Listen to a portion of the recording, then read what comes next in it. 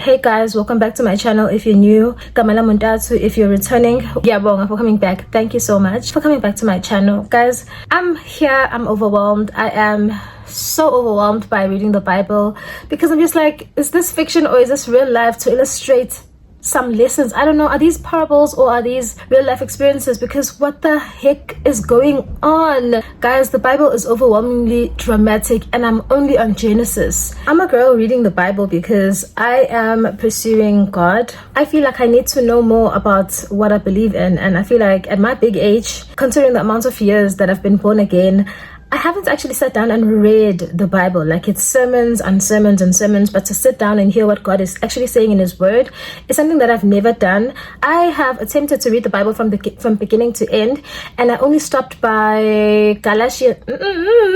I probably stopped by Kings. I'm attempting to do what Miles Monroe said he would do, that every single year he read the Bible from very beginning to the end, and every single time he read the Bible, it was never the same. And also, disclaimer, I'm not like a preacher or I didn't go to Bible college or anything. So if you hear something that I'm saying that seems incorrect, please kindly correct me. Literally, I make notes. So let me just show you guys. I have a book where I write, I make all my notes from reading the Bible. So if you feel like there's something that I said that is out of, or that is outside from what actually happened in the Bible and it's over paraphrasing, please feel free to correct me. I am doing a story time style of translating the Bible or reacting to the things that happen in the Bible. I'm rambling. I will explain further, but then I'd be rambling. Let's just get straight into it, guys. It's simple. I'm reacting to what I've read in the Bible so far. Okay, so you know the usual. God creates the heavens and the earth. He speaks everything into life, and then He creates humans, and humans are the only thing that God handmade. Everything else He spoke into life, I believe. If I'm wrong, please correct me. But we were the first thing that God touched and formed with His own hands. Everything else He just made through speaking. And He wanted us to be like Him. He made us be like Him, and He wanted us to live in this earth and subdue over everything that He had created.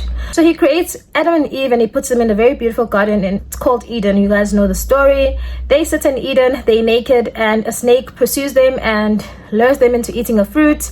They eat this fruit even though God said don't eat this fruit. So after eating this fruit, they realize that they're naked, so they start covering up. And then God asked them, Adam, Eve, where are you guys? I put you here, so where are you? And they're like, we're here, we're just covering up. And He's like, why are you guys covering up? That's why He couldn't see them. So they say, because we're naked. And God's like, who told you that you're naked? They're like, the snake told us that we're naked. And God's like, oh, so you ate from the fruit, from the tree of the fruit, and I said don't eat. I said eat everything, but you guys chose to eat exactly what I said don't eat. Oh, okay. I am so disappointed in you guys. Out of my house. He kicks them out of Eden for them to go live in the world with the other beings that He created, which is angels.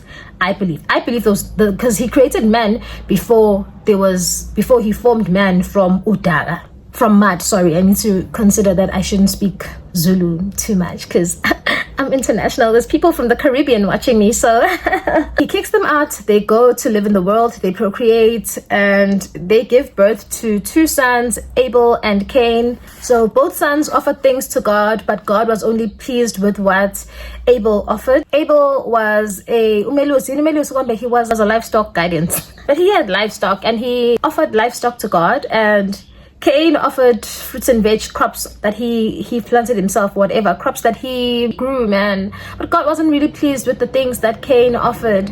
And God was very pleased with Abel. Abel was like, but I gave you something that I took it, that I grew with my own hands. Why aren't you pleased? I want to kill my brother. So he kills his brother, Abel. Abel dies. Cain lives and he has a very big family. Cain's family wasn't very big. He gave birth to a few people. His lineage wasn't that long. God ended it because it was built off of someone who was a murder and jealous. And why was he so mad at God? Like, God ended his lineage very quickly, and He gave Adam and Eve another child, Seth, whose lineage became even bigger. And mind you, it was very similar to Cain's lineage, but it wasn't exactly the same. He was blessed. Cain was cursed. So his lineage was just cut off very quickly. Seth's lineage or Seth's family, I don't know. Seth's line of life was more blessed. Out of it nothing came out of out of Cain's lineage, by the way.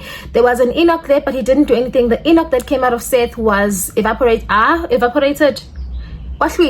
he was raptured. Enoch was raptured. He didn't die. He was taken by the Lord when he was 365 years old. And then there was also Noah that came out of Seth, and Noah is the guy who built the big ark. And then Noah was basically a farmer, and there's the whole story about Noah's son seeing him naked, blah blah blah blah. Noah had 3 sons, and there's a long story about his lineage there going on. Out of Noah came Shem, and out of Shem came Abraham. You know the story of Abraham. If you don't, please go read the Bible, because I'm trying to get somewhere with this. Abraham had a wife. Abraham's name initially was Abram, and he was married to Sarai, who later became Sarai. Abram and Sarai could not have kids for the law. Like, I'm talking close to 100. Both of them, I think they were 1 year apart.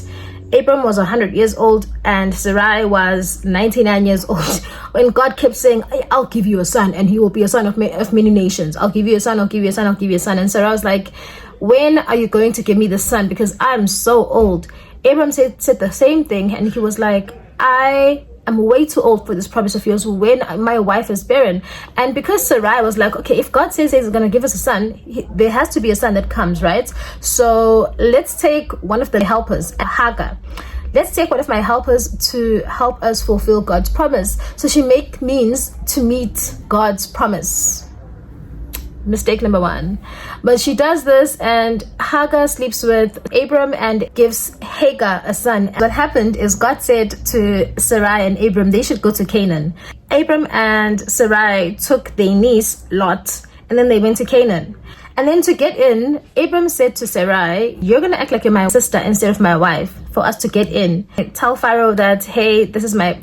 Guys, and also the thing is, Abram did this thing probably 3 times now. I'm in chapter 20, and I think he did this thing 3 times where he pretended that, or he said that his wife should agree to the fact that they are sister and brother so that they get into a city. The thing is, when Abram suggests this to his wife, the person who agrees to take them into the city, like for example, Pharaoh agreed to welcome them into the city, given that he has to sleep with Sarai, the wife. And every time this pair is welcomed, the person that welcomes them is plagued.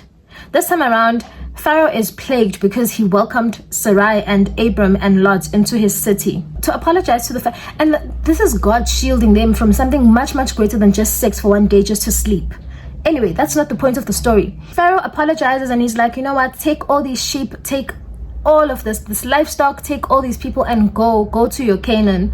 So they take all of this and they go. That's a whole nother sermon. The fact that they just stepped in and kings gave them things that they didn't deserve, the things that they didn't work for, and they entered a city in need and they left in abundance. That's a different sermon altogether. But I'm just like, God works in mysterious ways, but also this is so harsh. Like, Pharaoh didn't know the truth that they were married. Abram is fooling people, but anyway, they leave and they're rich. The 3 of them get to Canaan and they live there, and they realize that there's overcrowding. So Lot and Abram agree, look dude, we need to split up because there is just no space for your crops, your livestock and your people. So take your people, you take the right, I'll take the left, and they part ways. I'm not sure if one takes the right, one takes the left, and Lot leaves and he goes to a city close to Sodom and Gomorrah. And he lives there with his people. Sodom and Gomorrah sees him, so there's a war going on in Sodom and Gomorrah and that God is basically not pleased with.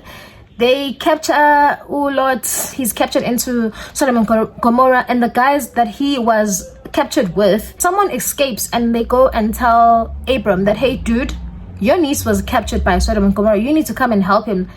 Abram says, you don't mess with my niece. Is it a niece or a nephew? Don't mess with my boy. He sends 318 soldiers to go and fetch Lot from Sodom and Gomorrah. Mind you, there's a war going on there. Abram and his people get to Sodom and Gomorrah, and obviously they get to Sodom and Gomorrah and they let Lot go with women, children, and livestock from there. And the king is like, you can take all of these things. And Abram's like, you know what? I'm not going to take any of this because I'm not going to give you the chance to say that I made you. I'm taking Lot and I'm vermossing. We're leaving. God spoke to Abram and he said, I'm pleased with what you just did. I'm so proud of you. But Abram was like, okay, I see. Thank you. You're welcome. When are you giving me my son? I think Abram's questioning to God was fake because like he was growing old, Baba. Like he was growing old. It's just like, when are you giving me the son? You're pleased, but where's the son? Where's the promise? Hey guys, and then God said, count the stars, I'll give you children. They will be like the stars, countless, like the sands of the sea. And Abram was just like, yeah. Abram falls asleep and God says, I'll give you these children. They'll be enslaved for 400 years. They'll be set free with riches. And as you guys know, Abram is so courageous. I would have given up a long time ago. Like, you can't say you're going to give me a kid and then you tell me there are going to be so many kids that come from you. And then you tell me that they're going to be enslaved and then be released and they're going to be rich after that. You just give me this child. Like, what concerns me directly? What concerns me? Just give me the son so that I can just live with a son. Please excuse the grass cutting noise. I hope you guys can hear me. I don't think it's gonna work out. Devil is a lie, because I'm continuing with the story over this noise. I'm sure you guys can hear me. It's gonna be a bit distracting, but I have to make this video and I have to finish it now. So this is when Abram and Sarai now consult Hagar, the helper, to sleep with the husband, Abram. The maid gives Abram a child, and that happens, but Sarai is still not very welcoming to this idea. She continues and calls her a mistress. Let me wait a bit. There's no way. Guys, I'm gonna try continue. I know, me too. I'm also a bit irritated, but they're cutting the grass and I need to shoot. Abram, Hagar get married. They have a son, Ishmael. God's not pleased. God says, I'm going to change your name. You're going to be Sarah from Sarai, and you're going to be Abraham from Abram. And you both are going to have a child, and you're going to call him Isaac, who'll be a father of many nations. This is not the same thing that he promised to the other son. Later on, they have the son. Life's great. And God said, in order for me to fulfill this promise, you have to circumcise every boy. Everyone who comes from you, everyone you consider a son, they have to be circumcised. Abraham did that. He circumcised all of them. So remember, on the other side, Lot is living in a city that's close by Sodom and Gomorrah. Now, Sodom and Gomorrah was going down, guys. Like, God was not pleased with how Sodom and Gomorrah were. And God was like, I'm going to send my best angels. They need to go destroy that city. He was living in a city close to Sodom and Gomorrah. Close enough for angels of God that were sent down to come down and warn him that you need to leave, because we're about to destroy the city. We're about to destroy your neighbors. And you need to go far, far, far away with your wife and everything that concerns you. Pack up and go urgently. And he offers these angels hospitality. They say, no, we've got work to do. You need to pack your things and go. He begs them to stay, so they end up staying. And then the guys from Sodom and Gomorrah hear that there's angels in that house.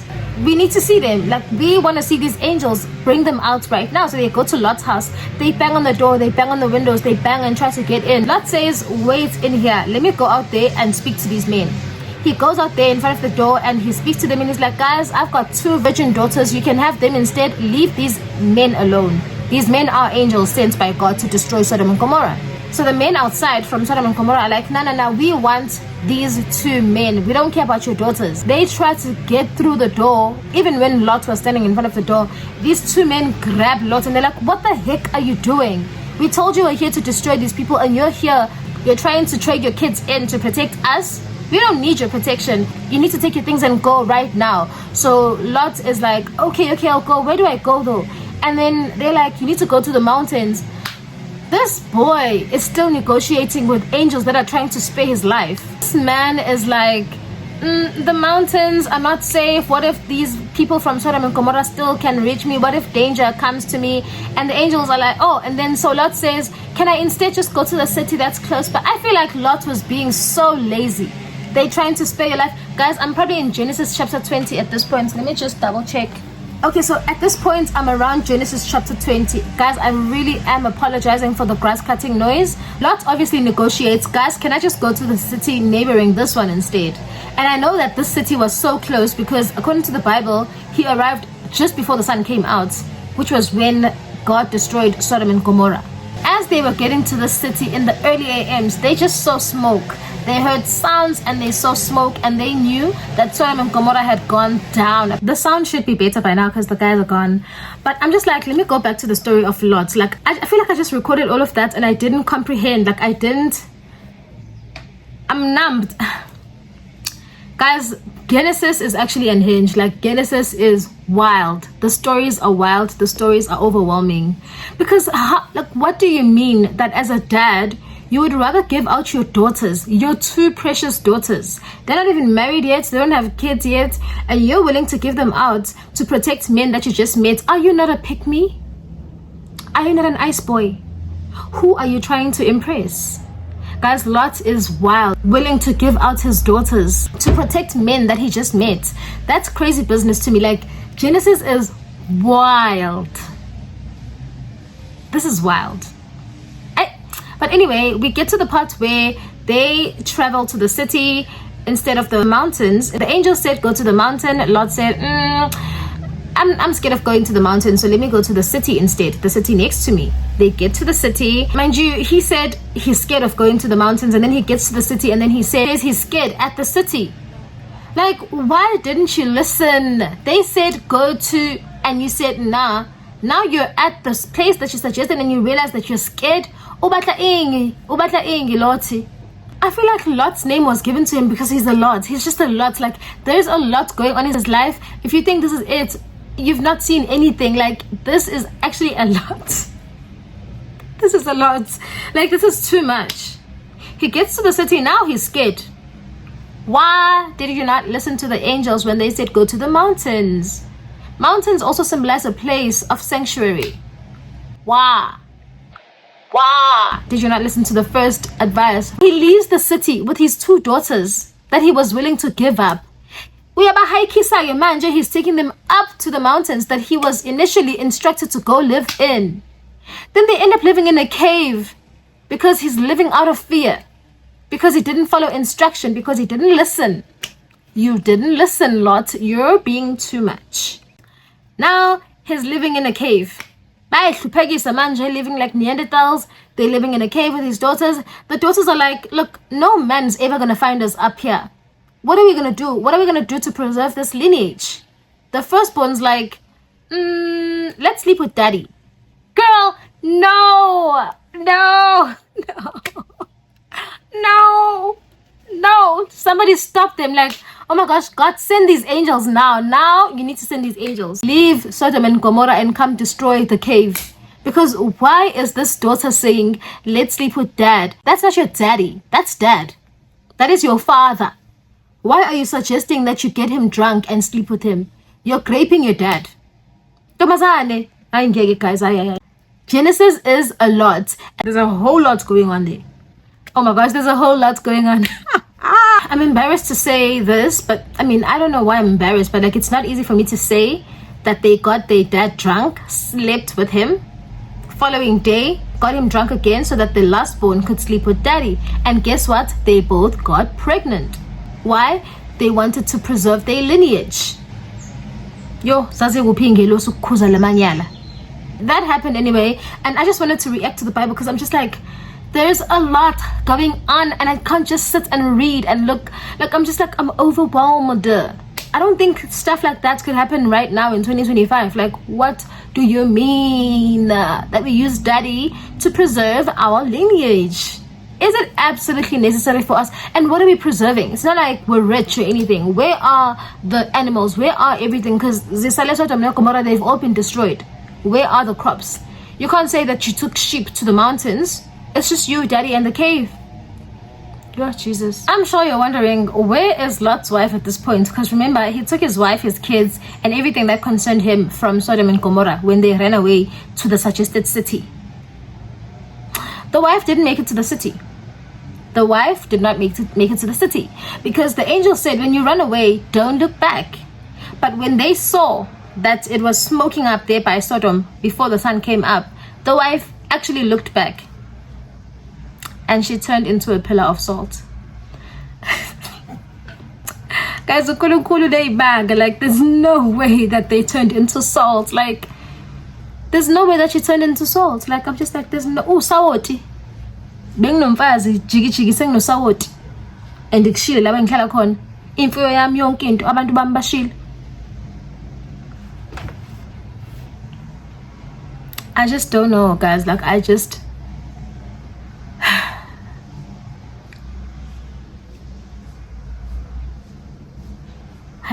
don't know. Ngomshana ka Abraham. Walima akwazi ukuba nezingane. malume nami sinemfuyo eningi so sihlukane sibe umakhelwane. Bangithumbe malume angilanda azongisiza. Siphume nemfuyo la ezongisiza khona. Ngihlala eceleni kwabo futhi la bengithumbe khona. Ngivakashelwe ingelosi. Kuthiwa angihambi nomfazi wami nezingane zami ngoba kuzobhidlizwa edolobha esihlala eceleni kwalo. Ngakuthatha ngahamba. Ekhambeni kwami umfazi wami aphenduka uSawudi ngoba ubheke emumva. Manje sengisele namandodakazi awu2 ama-virgin nomfazi oSawoti akushutha akasekho nomfazi akasekho and sengisele edolobheni. I'm scared in the city so I go up in the mountains and live like a Neanderthal. My daughters get me drunk and they get 2 kids from me, both sons. That is crazy business. Story of my life, searching for a light, but it keeps avoiding me. That's Lot. On the other hand, Abraham and Sarah go to a land called Gerar. Is it Gerar? Gerar. I'm not sure. Gerar. I'm not sure. They go to Gerar. Gerar. Let me just say Gerar. I don't know, guys. Bayawa Gerar. He takes his wife there, but then again, he says, I'm going to introduce you as my sister so that they allow us to live here. I don't know why Abram keeps doing this. Like, just say he's your wife. Like, could they possibly kill you because you're married? Was marriage so taboo back then? Why did you have to hide your wife and make it seem like, or present her as your sister? Was it worth it? Like, because when he did this is the 3rd time doing it. Abimelech was introduced to Sarah as Abraham's sister. They were meant to sleep together, but he didn't even touch her. And God said to Abimelech, you're a dead man. And Abimelech is like, what have I done for you to tell me that I'm a dead man walking? And God says, if you touch that woman Sarai, Sarah at this point, that is Abraham's wife. If you touch her, you're dead. You're dead regardless. Abimelech is like, but God, I didn't even know and I didn't even touch her. You can't curse me. Abimelech is like, you know what, Abraham, your sister, whatever you want to call her, get out of my city. Like, I tried to host you and you played me. Now your God has cursed me, so get out of my city. Get out. Guys, why is Abraham disguising? Disguising. Why is like, why does he keep doing this? Was marriage so taboo back then? Was it so bad to be a married man? Was it so bad? Was it so... And why was he camping in these cities if he has all the riches? Why what was going on? Oh my gosh, the Bible is so confusing. Okay, it's not so confusing, but it's just like, why? Like, where's your wisdom? And even Sarah knew, like, she agreed to this. So Abimelech is like, but even the wife agreed that she is. But then God was like, nah, you're a cursed man. And I'm just like, why was God not telling Abraham to stop doing this? Because obviously God hates adultery. Like, he hates that someone could possibly get in between Abraham and Sarai. Oh, Sarai in her 100+ years has only been with one man. She had only been with one man. Because anytime another man tried to touch her, God was like, Ngizokshaya wena.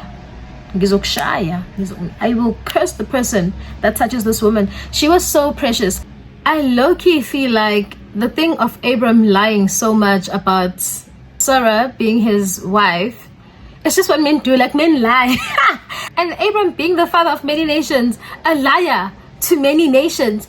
I'm just like, okay, that feels wrong. He's not a liar to many nations, but he lied to a couple of nations. Okay, why was Abram lying? Like, he pissed me off. Like, Abram, why come a manga? Like, Abram, why are you lying? Like, is it so bad that you admit that you have a wife to people? Like, who was cursed to be married? Like, why are you lying?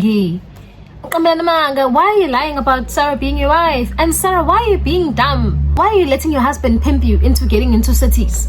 He must be a man. He must stand up and admit that you are his wife. Oh, shame. He pissed me off. Like, and the thing is, they ended up doing this partnership thing. Like, they did it together at this point. Like, they did it together. Because the 3rd time, by Abimelech, she knew that, okay, this is how we're getting into the city. We're going to lie. And you're going to comply. Why are you pimping your wife into getting into cities? Oh, why are you going to bring 10 or something. Like, you were wealthy, isn't it? You're wealthy, and God speaks to you directly. Why are you pimping your wife? Oh, Abraham, and oh, they pissed me off. Why are you lying? That's my, why are you lying, dear Abraham? Father Abraham, and so are you. Na na na na na na na, Abraham. It was something that happened in this family so casually, like, because Sarah also lied to God directly. When God was saying to Abraham that I will give you a son, and Sarah was lurking and hearing all of this, she laughed, and God said, why are you laughing? And like, why are you laughing? Why are you listening to us, and why are you laughing? And Sarah's like, I'm not laughing. And God was like, you laughed. And Sarah's like, I didn't laugh. Like, why did she lie? Why are lies a thing that happened in this family? What I liked about Sarah's story is that the first time that someone tried to ensure that God's will comes to pass, and they did something to meet God halfway, even when they didn't have to, when they actually shouldn't have, it was women that facilitated that God's promise comes to pass. And yeah, I see it there by Sarai suggesting that Hagar and Abram sleep together so that there is a son.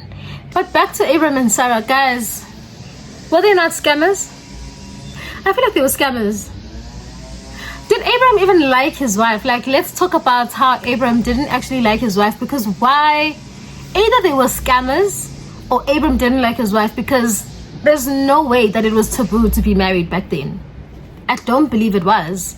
And I never understood why Abram denied his wife multiple times to multiple people in order to try and get into cities. Like, I just never got it. They were either scams. Guys, they pissed me off. Like, they pissed me off. Because Sarah can't be too stupid that she agrees that she is not the wife to Abram.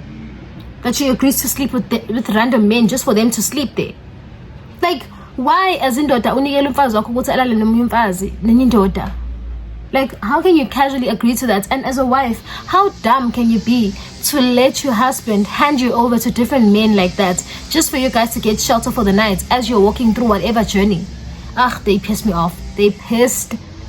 Or they were just straight up scammers, which puts me at ease.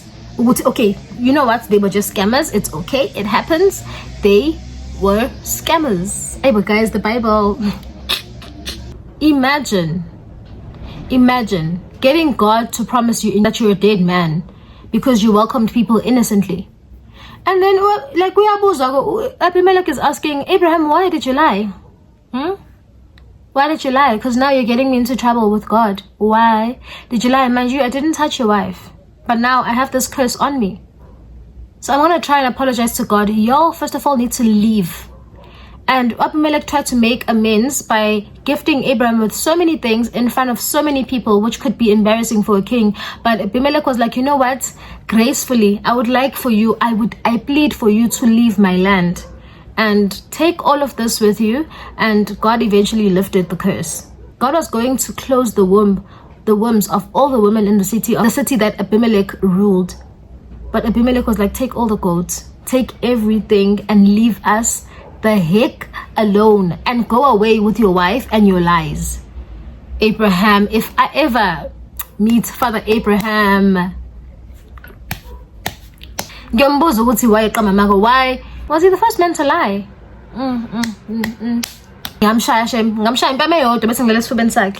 Okay, so at the same time, back to the story of Abram and Sarah now having a kid.